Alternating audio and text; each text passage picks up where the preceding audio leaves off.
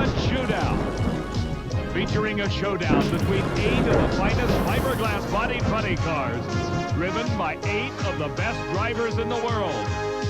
They thread the needle through the quarter mile in less than 6 seconds. Drag racing from the NHRA. The long, smoky burnout of the nitromethane-fueled funny car. The distinguishing mark of this ever-popular category of NHRA drag racing. Today, the quickest of this exotic breed meet for a 260-mile-an-hour confrontation at Indianapolis Raceway Park.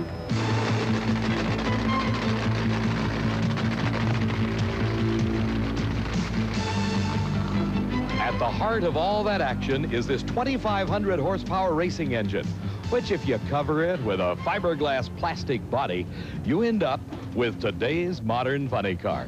Hello, everybody. I'm Dave McClelland, and welcome to the 4th annual Big Bud Shootout, being contested at Indianapolis Raceway Park, the premier drag racing facility anywhere in the United States. We have today the 8 fastest funny cars in the world racing for a $30,000 top prize. Those 8 cars are down on the starting line, all staged up and ready to go. Working with me today is Steve Evans. Steve? David, like hungry, open-mouthed animals, these funny cars are ready for action. In drag racing parlance, the engines are set on kill. Crews are ready to replace entire power plants between rounds, if that's what it takes. As far as favorites are concerned, well, there's really only 2. Kenny Bernstein, who's virtually assured of winning this year's World Championship. He also holds both the speed and elapsed time world records. Then there's Tom the Mongoose McEwen, who won the shootout a year ago and has been the quickest car in time trials this weekend. What we have here, indeed, is a shootout of the best. Steve, the 8 quickest funny cars based on qualifying position will meet in the first round. The number 4 qualifier, Rick Johnson, racing Tim Grose, who qualified in the number 8 position. The number 3 qualifier is Dale Pulde, racing the defending champion, number 7, Tom McEwen. The number 2 qualifier, Ed the Ace McCulloch, against the number 6 qualifier, Little John Lombardo, driving the Blue Max. And the number 1 qualifier, Kenny Bernstein, against the number 5 qualifier, John Force.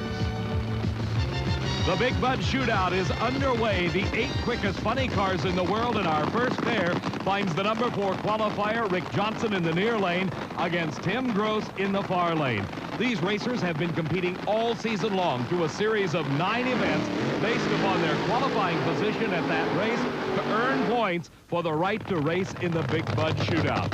As our first pair of cars complete those long, smoky burnouts to heat the tires, Tim Grose comes to us from Saugus, California. He qualified in the number 8 position, just making it into the field. He's racing one of the quickest drivers in the world. Rick Johnson, driving for Roland Leong, has an elapsed time of 5.58 seconds to his credit. The Big Bud Shootout is a lot like the NFL Pro Bowl. Here you find the 8 best funny car racers in the world competing in a special event with a $30,000 top prize. Tim Grose, following the directions of his crew, pulling into the tracks that he left when he did his burnout, trying to find the best traction. In the near lane, it's Rick Johnson, patiently waiting. He inches forward into those staging beams, the electronic light beams, and it's a green light start for both cars. A close race. Rick Johnson pulls ahead in the middle of the course, and at the finish line, it is Rick Johnson, 5.84 seconds. His speed over 253 miles an hour. Let's go back and look at the start once again. The advantage off the starting line, be it ever so slight, appears to go to Rick Johnson. But Tim Grose is right beside him as they head through the first few hundred feet of this race course. At the middle of the track, you see that advantage now beginning to be stretched out into almost a car-length lead for Johnson in the near lane. As they approach the timing trap and the finish line, Johnson, by a half a car length, he actually ran slower, but the advantage at the start was his. You can have all the horsepower in the world, but without a driver like Rick Johnson who can leave that starting line ahead of the other driver, you don't win drag races. You ran 100 slower and beat Tim Grose. Thank you, Steve. This is the kind of thing I need in this camp to keep the morale up. That's the kind of thing Roland Leon demands of his drivers. I'm telling you, you don't hang around long if you can't get good lights here. But you're going to have to probably run better than 580s if you're going to win this event. Yeah, we had the clutch set up a little bit soft, just trying to get around this first round deal. There's a lot of power left in it. Roland's doing a good job with it, and he'll bring it around. Nice drive. Thanks, Steve. A big win for Rick Johnson. The Big Bud Shootout is being brought to you by Budweiser. Beechwood aged for that distinctively clean, crisp taste that makes Budweiser the king of beers. For all you do, this Bud's for you. We'll be back with more Big Bud Shootout from Indianapolis. Hard at work getting their mount ready for the second round of competition. Rick Johnson has advanced into the semifinals, and this between-round action is a complete check of all the components on that 2,500 horsepower engine. Back at the starting line, our next pair is fired and ready to go. Dale Pulde in the near lane will be racing Tom McEwen, the defending champion of this Big Bud Shootout. In time trials, McEwen recorded an outstanding 5.67 seconds elapsed time. The time it took him to travel a quarter of a mile. That's only 1,320 feet in a straight line, leaving the starting line from a standing start. For Dale Pulde, his #3 qualifying position indicating a season-long standard of high performance. Pulde hailing from Granada Hills, California. Earlier, we asked his competition, Tom McEwen, if he could repeat as the Big Bud champ, how would he spend 30 grand? Oh, my horses have a place for it. Race horses? Oh, yes, sir. They have a way of making a rich man a poor man. Yeah, they're even worse than this.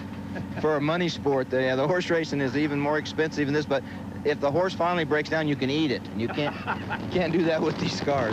Two very expensive occupations and avocations for Tom the Mongoose McEwen, the defending champion in this Big Bud Shootout. It will be McEwen in the far lane, Dale Pulde in the near lane. Pulde driving a Buick Somerset Regal for Tom McEwen. He's got the Corvette fiberglass body draped over that 2,500 horsepower, and both cars losing traction.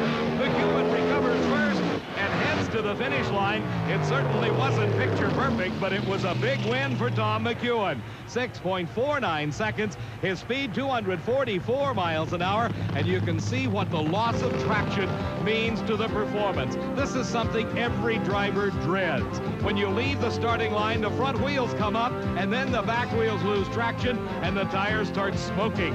When they smoke like that, they're burning rubber. They're not going anywhere. They're just spinning madly. For McEwen, he backpedals, gets back in it. The car recovers traction and goes on to win and advance into the semifinals. Tom McEwen climbing out of his car in the shutdown area. He'll take a win any way he can get it.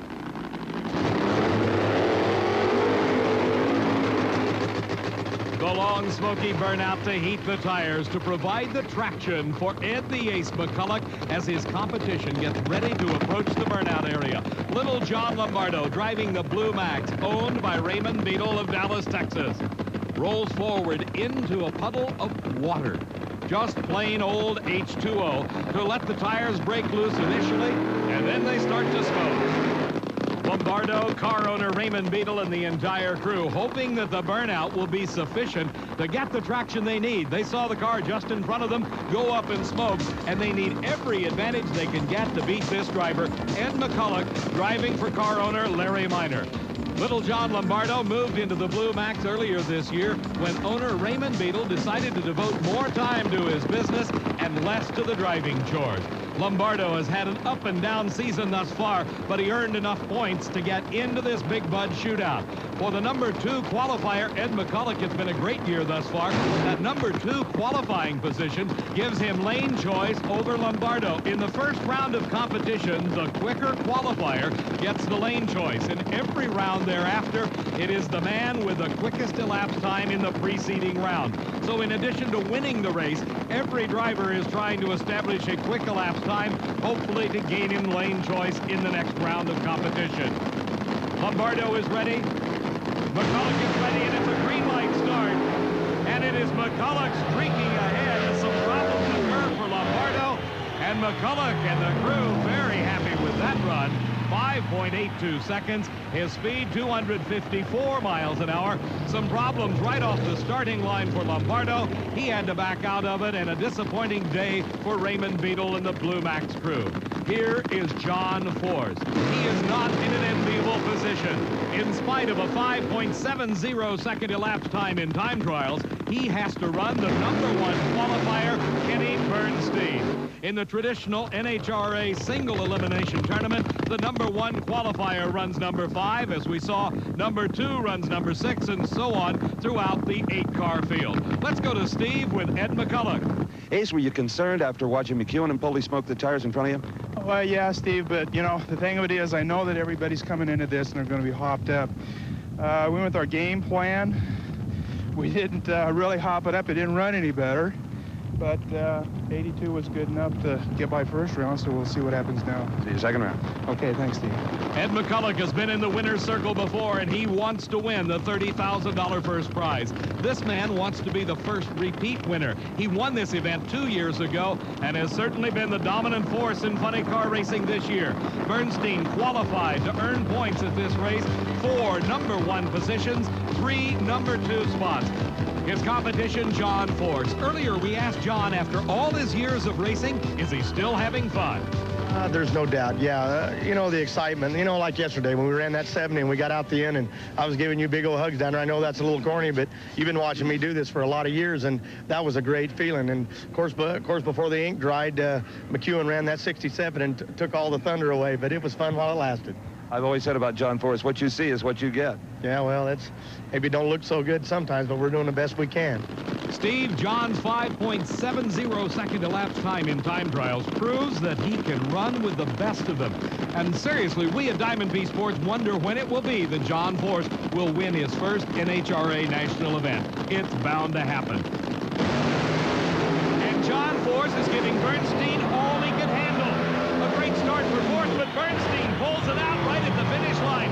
Bernstein's crew, Dale Armstrong, the crew chief, and the rest of the gang just thrilled to death. Look at the elapsed time, 5.69 seconds, and the fastest speed in eliminations at 260 miles an hour. The dominant force in funny car racing, as we said, has been Kenny Bernstein, and this is why. John Force outdrove him at the starting line. He left before Bernstein, still got the green light, but look at the power of Bernstein from the last half of the quarter mile. As they thunder towards that finish line, Bernstein pulls ahead and wins it. Well, Kenny Bernstein struggled a little bit in time trials for the Big Bud Shootout, but struggle no longer, Kenny. 569, 260 miles an hour. Oh, super. It's maybe come back around, Dale, and the guys have been working awful hard. It's been tough, as you said, Steve. Hasn't been good for the Budweiser King the last couple of days, but today started nice. First half of the track, a good race with John Force. Yeah, I think I was a little late. I think he left on me a taste. You know, sometimes those things happen. He's a good leaver, and we chased him down. That's what had to happen, but finally got through it down there. Into the semifinals goes Kenny Bernstein. Kenny Bernstein won this event 2 years ago. He stands the chance of being the first 2-time winner ever. Our pairings for the semifinals, Ed McCulloch and Rick Johnson, with McCulloch having the lane choice. Kenny Bernstein with the lane choice over the defending champion, Tom the Mongoose McEwen. McEwen has his own ideas about repeating as the Big Bud champion. As they get ready for the semifinal round of action, we'll be coming back for the Big Bud Shootout. Raceway Park, I'm Dave McClelland, along with Steve Evans, and a huge crowd on hand for this 4th annual running of the Big Bud Shootout. The finest funny cars in the world doing battle for a $30,000 top prize. Ed the Ace McCulloch driving for car owner Larry Miner against Rick Johnson, who's driving for his car owner Roland Leon. In the first round, Rick Johnson defeated Tim Grose, while Ed McCulloch blasted past John Lombardo. Johnson knows it will take a tremendous effort to match up against McCulloch. When we talk about commitment, earlier you heard Tom McEwen discussing his racehorses and his racing, and both of them are very expensive. It takes a dedication of time, effort, and most particularly money to campaign one of these funny cars. Back in the pit area, it looks like an 18-wheeler parking lot. These are the specialized racing rigs that support these funny cars. Nowhere is the effort more evident than in the team of Larry Miner and Ed McCulloch. Boy, you know the Larry Minor, Ed McCulloch team came to play hardball when you look at this forest of pistons and rods all ready for duty if they're needed. Certainly the piston is the most vulnerable part of these nitro-burning engines and have to be replaced often. Now there's 1, 2, 3, 4. There's about 7 runs where the pistons here, if all 8 had to be replaced. So they are definitely ready with an arsenal of parts. Steve, not only are they ready, but every team in competition in this Big Bud Shootout has the same type of backup.